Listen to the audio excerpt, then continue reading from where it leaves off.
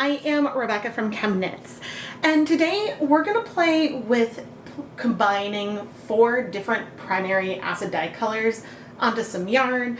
We're going to use the shoebox and create something that's going to be really fun and pretty. The 4 colors I have here were 1% stock solution of Dharma Acid Dyes Brilliant Yellow, Deep Magenta, Caribbean Blue, and Peacock Blue. And in each of these stocks I have probably around 25 milliliters of each color. It could be anywhere from 25 to 50 milliliters, but my estimate is about 25, and I'm not planning on measuring the color because my goal is to use all of this color up and create something really fun on our yarn. The yarn that I'm going to use today is Knit Picks Rustic Wool. This yarn is 100% superwash wool, and it is a single ply yarn. And that's the biggest thing that makes it a little bit more rustic feeling. And I think that it'll work really well for this project. I went ahead and pre-soaked our 200 grams of rustic wool in some plain tap water with no additional acid. Now you may notice that I have our dye in these mason jars. That's fine. But we're inside a shoebox, and we may as well use this shoebox for our yarn dyeing. So I'm going to set the dye aside, and then I'm going to bring over our 200 grams of yarn and sort of scrunch it in a little bit. Now, even though we're going to be dyeing all this yarn in the same container, there are going to be differences with what we see, just because you know, how the yarn is actually arranged in here and which parts take up more color will vary. I did notice that there is a little bit of sediment in the water from the pre-soak. And I'm only pointing out that fact because otherwise I would have used that pre-soak to help distribute the color onto our yarn. Okay, I've added about 1 liter of water, or maybe that would be about 4 cups. Let's go ahead and add 4 more cups. There we go. Now, we still have not added any acid to our yarn, but now with this volume, you can see that there's a lot of extra space in here. So it means that the yarn isn't as compressed. So when I pour dye on, it should be able to spread out a little bit more, in theory. All right, let's get started and add these dyes. Okay, I'm coming in with the yellow, and I'm literally just pouring it on. I'm not planning on touching or moving anything yet. The colors will move some, and I plan to move the yarn in not that long, but I also have not added any acid in here yet. Let's add our deep magenta. Trying to distribute it onto both skeins. And the dye is mostly going to sit at the top. Some of it, depending on the space, may go down through the side a little bit. And I'm trying to decide on the order of the blues. I guess the Caribbean blue should go down on the far end. And our Peacock, which has lots of little particles because it is not one that does as well with dyestocks. So we could end up with some speckles, or we could end up with color dissolving. Oops, I touched it. That is a color that is sort of in between the magenta and the blue. And so at this stage, I'm not planning on touching anything yet. We do have more of these dyes, which we may add at some point, but my plan is to let everything sit for, I think for 30 minutes. We're gonna sit, there's not acid. Colors may bind. We may see some colors binding. My tap water is slightly acidic, but really not much should happen because we don't have acid in here yet. So let's see where this is in 30 minutes. Ooh, this looks fun now. I would say a lot of the dye, especially the blue and the pink, and maybe the yellow, I guess everything except for this Peacock, those have gone down the side a lot more. Excuse the awkward angle around the tripod, but actually all 4 colors have gone down a little bit, at least on one side. Now I have a little internal debate. I want to move the yarn, which is going to blend these colors a lot. but should I add acid before or not? That is the question. You know what? I think I am going to add some acid, but we're going to be adding 3 tablespoons of white vinegar, and immediately I'm going to lift and move this. Oh, okay. The yarn, as it is right now before it goes back in, is so pretty. Oh my gosh. Oh. We've got almost like oranges and purples before we go into like our blues. Oh, that is so pretty. But now I am going to lower us back in to our container where we have a lot of other colors in here. But you can see we're getting this sort of like moody, almost gradient. Oh, this is fun. This is so, so pretty. I have a little bit from rinsing out the jars of each of these colors left, but I don't want to add them because I want to let this be what it is. What I am going to do is not pop this lid on because this lid doesn't fit. Did I use my one I used my one container that doesn't have a lid. Oh man, this is a container that I used as a secondary container under my sink. Not one of the shoe boxes I use for dyeing, so I don't have a lid. Oh man. Okay, so here's what we're gonna do instead. I was gonna take it outside. We're not doing that anymore. I'm gonna set this inside a secondary container. This is a dirty catering steam pan. And I'm going to cover this with just some foil, that way nothing falls into it. And I'm going to set this aside for at least a couple of hours, but potentially even overnight for 1 or 2 days, just to let these colors slowly bind.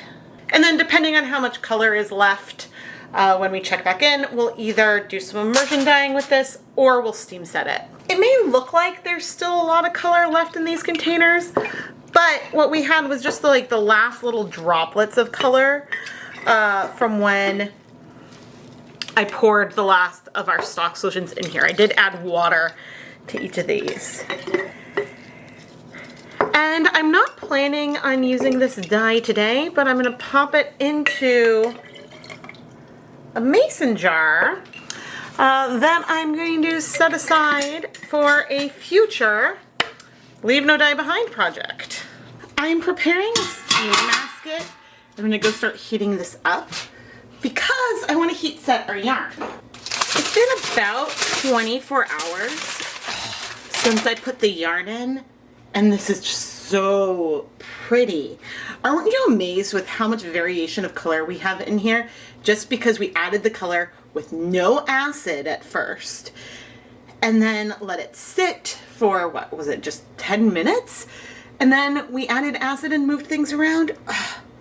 I was so torn about moving things and then adding acid, but I'm glad I did it in this order because we were able to get both the colors to spread and get really nice coverage at the same time with something that is ultimately really muted and lovely. The only regret I have, as I remove this, the only regret I have is that I don't have a measurement of these colors. But ultimately, this type of technique ends up being kind of random, and with a different yarn base, the colors might strike at different rates, and so you might see different results. So the total amount of dye, when we have estimates, isn't that important, but it could be, and you can do these somewhat reproducibly. So I'll have to revisit this combination of 4 colors again in the future. I love, love, love it. Okay, I'm gonna go put this in my steamer basket to steam set for 30 minutes. And let's take a closer look about what's left in the container. In addition to the very pale blue that's left over from that Caribbean blue, this isn't that much pigment for that color to have left behind, so that's not something I'm worried about. We have little specks of that. I've been confusing them the whole time I've been using this. I think it's Peacock blue. Peacock blue, even though it's a primary color, is not a good color to use for stock solutions. It does not stay dissolved really well. It'll dissolve okay in hot water, but then it sort of becomes insoluble again after. And I don't know, I mean, I think that if you were to filter out these little specks, then you would lose a lot of the pigment. But a lot of those specks that we did have ended up being part of our colorway and did strike to the yarn. And because we have some time, as I start to clean this out, I also want to talk about how I deal with my sink a little bit when it comes to dye, and how I keep my stainless steel sink from remaining unstained. Because I do have stains in some of my stainless steel pots and pans. And the biggest thing is if powder or dye goes in the sink, I rinse it down straight away. I don't wait. Because I don't want those little specks of dye to just sit here on the surface for a bit. Then we could end up with a stain. And that would be annoying. And not that we would end up with a stain. We could end up with a stain. So, anyway. That's something I deal with. But, whenever I'm done dyeing yarn, I do always rinse the sink back out before it turns back into a kitchen sink.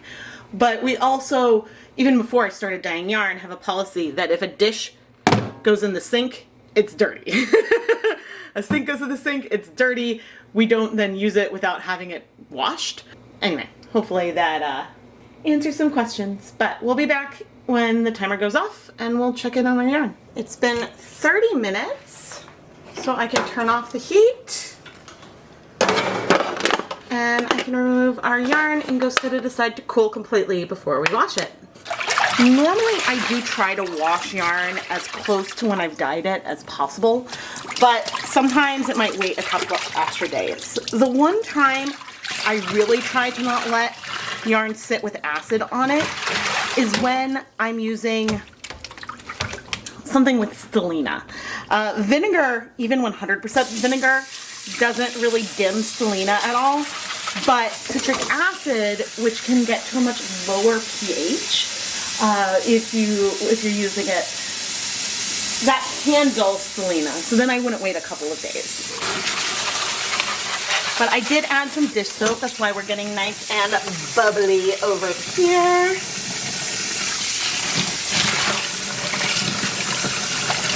And maybe, yeah, if you think we have a tiny amount of bleeding, that isn't super bad for Caribbean blue. I did realize sometimes the water with this light looks a little bit blue before I go and start adding yarn to it. I mean, this is a little bit of bleeding, but there might be times when I think, I'm like, ooh, is there some? When maybe there's not. Now, of course, your tap water might be different than mine, and so if you buy this yarn and you want to block it on its own or do a test, because different water chemistry can cause different amounts of bleeding. Because I know from experience, my tap water is slightly acidic. Oh,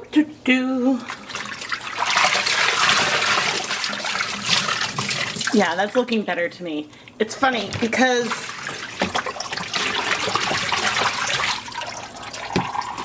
it's hard to say if I see bleeding there.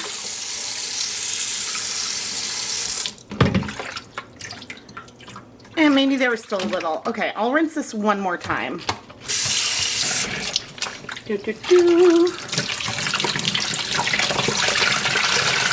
Yeah, I'm satisfied. All right, I'm gonna go put this through my spin dryer and hang it up to dry.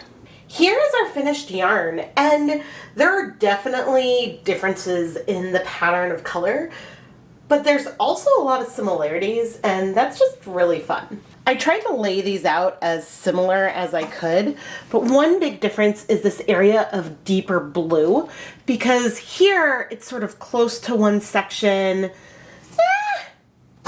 Maybe I could rotate it a different way. When working these up, I think that there may be some differences you would see, but if you blend them together, if you're using both in one project, I think that they would blend really, really easily. It's no surprise that the finished colors are overwhelmingly blue, because we did have a lot of blue in there, But what did surprise me was just how much color struck to the yarn before we even added acid. I am Rebecca from ChemKnits, and I adore the results that we got here. What I just don't know is if I could replicate this on purpose, and if I could set up conditions in the same way on a different day, because we didn't know exactly how much dye we had in each of the colors. And not that I want to recreate this exactly, but this kind of feel. Would I be able to strike gold again? I don't know. And so if you want to see me try, please let me know down in the comments section below. I do know that if I was setting up multiple shoe boxes at the same time, side by side, I would be able to get some amount of consistency. But if I'm not paying attention to the amount of pour, and if I'm using a different yarn base, things could behave differently. Or I could be able to do something this magical again. And I want something this magical again. But no matter what, I'm very excited about this result and want to do it again. And so therefore, I have a feeling that's gonna happen. Please subscribe and turn on notifications so you never miss a new video. I post at least twice a week, and we have so much fun over here. And now subscribing and engaging with the videos is the biggest thing you can do to help support the ChemKnits Tutorials YouTube channel. But if you want to support the content on another level, I do have a Patreon. You can go find more at patreon.com/ChemKnits, and I'll have links to it down in the video description. Thank you so much for watching.